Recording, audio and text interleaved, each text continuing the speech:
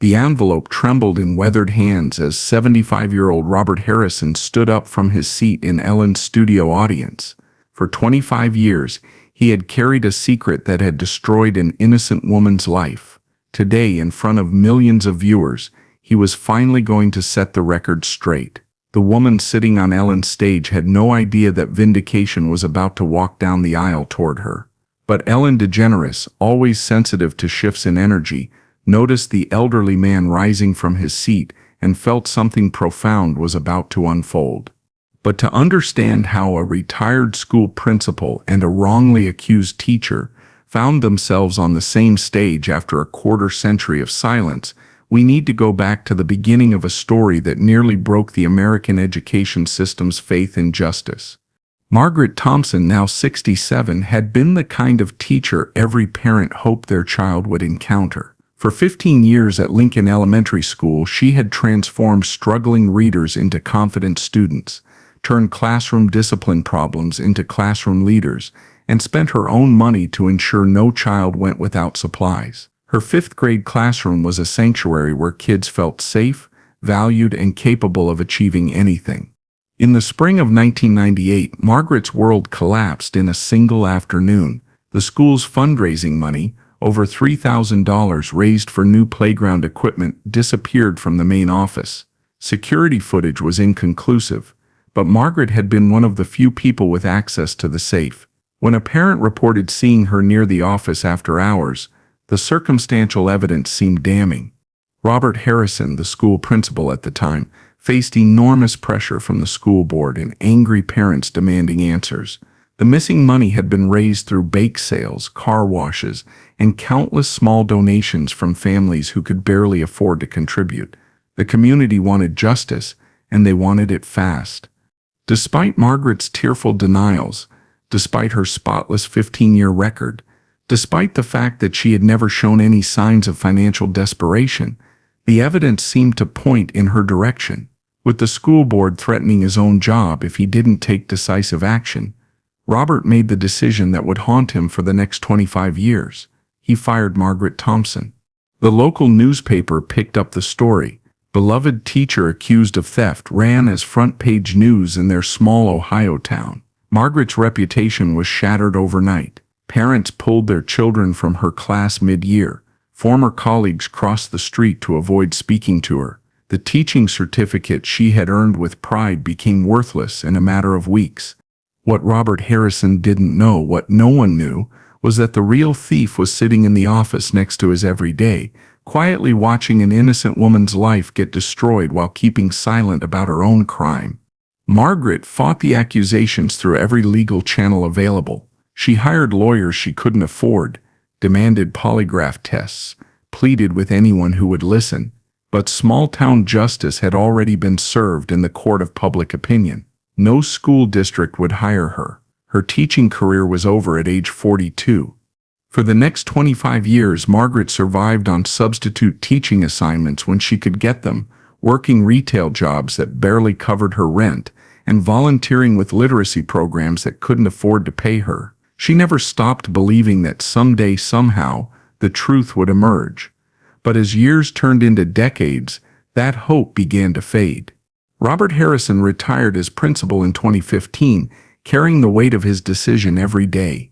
He had built a successful career in education, earned respect in his community, and guided hundreds of students toward bright futures. But Margaret Thompson's face haunted every celebration, every achievement, every moment when he should have felt proud of his legacy. 2 years ago, everything changed.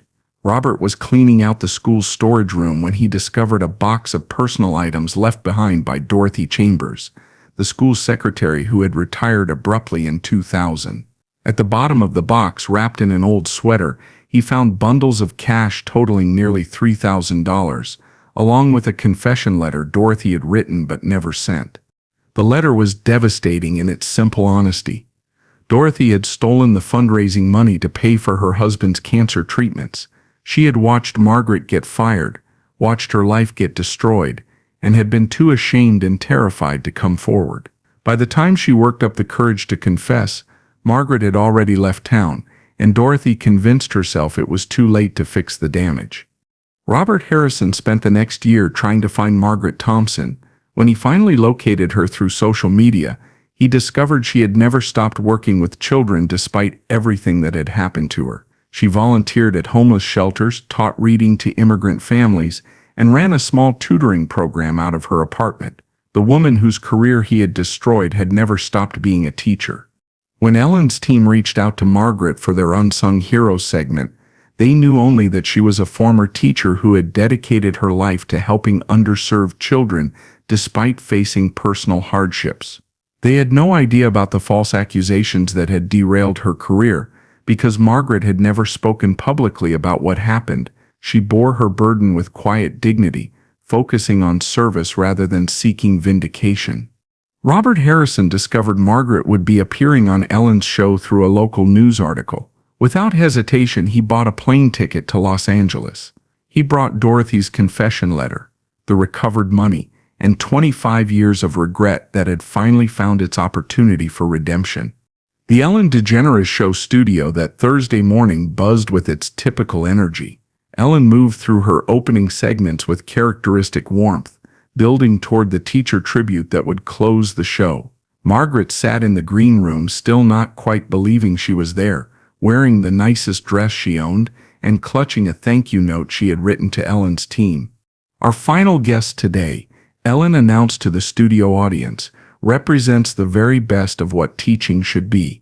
Despite facing enormous personal challenges, she has never stopped believing in the power of education to change lives. Please welcome Margaret Thompson. Margaret walked onto the stage slowly, overwhelmed by the lights and applause. Ellen greeted her with that famous hug, and immediately Margaret felt some of her nervousness disappear. There was something genuinely caring in Ellen's manner that reminded her of why she had fallen in love with teaching in the first place. "Margaret," Ellen said as they settled into their chairs, "tell me about your work with underserved children. What keeps you motivated?" Margaret's voice was quiet but steady. "Ellen, I believe every child deserves someone who believes in them. Sometimes kids just need one person to see their potential, to not give up on them even when others have. I guess I understand what it feels like when people judge you before they know your whole story." Behind the scenes, Ellen made a decision that would change everything. In the audience, Robert Harrison felt his heart racing as Margaret spoke. The grace with which she discussed serving others, the absence of any bitterness despite what she had endured, only made his guilt more profound. When she mentioned understanding unfair judgment, he knew it was time.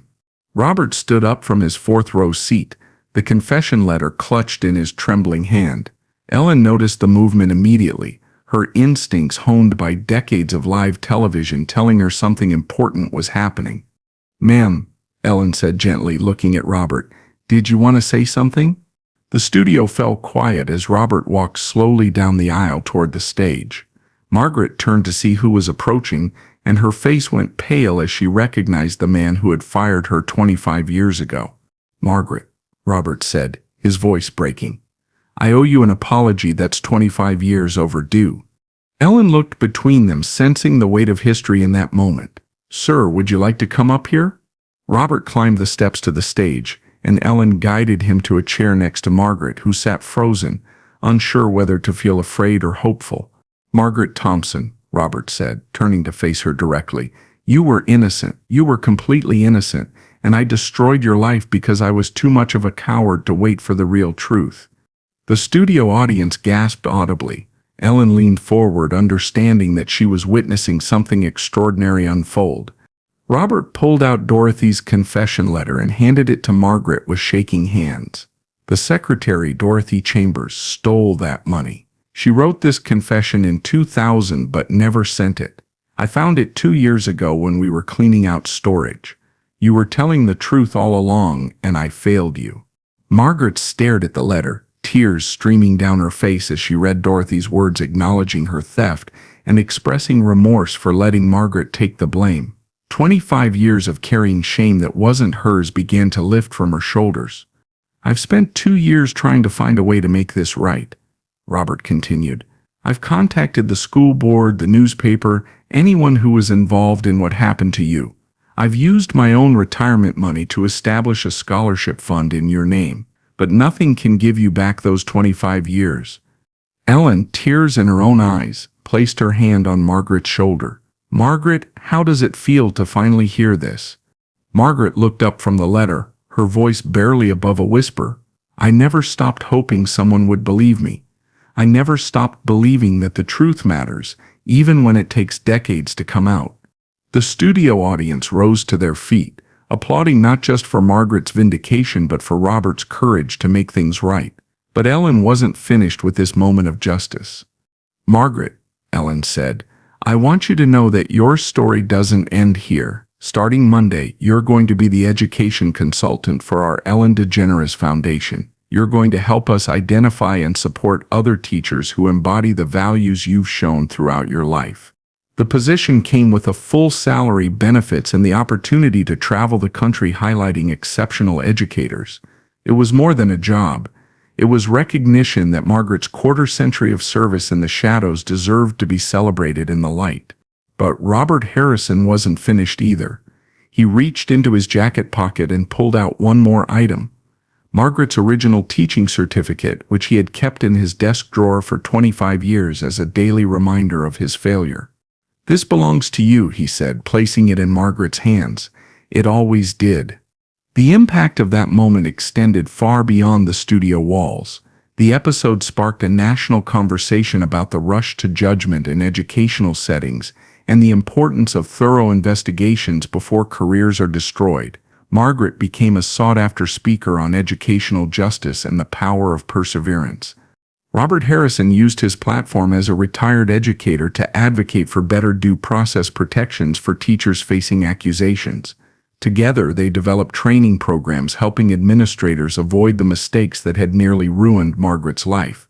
The Ellen DeGeneres Foundation's education initiative, inspired by Margaret's story, has since helped dozens of teachers who faced unfair treatment get back into classrooms where they belong.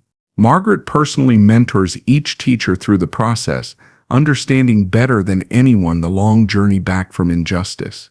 Most importantly, Margaret Thompson finally returned to a classroom.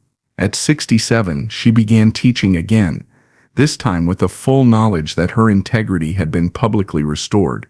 Her students had no idea their teacher was a hero twice over, once for never giving up on children despite her own heartbreak, and again for showing the world that truth, however delayed, eventually finds its voice.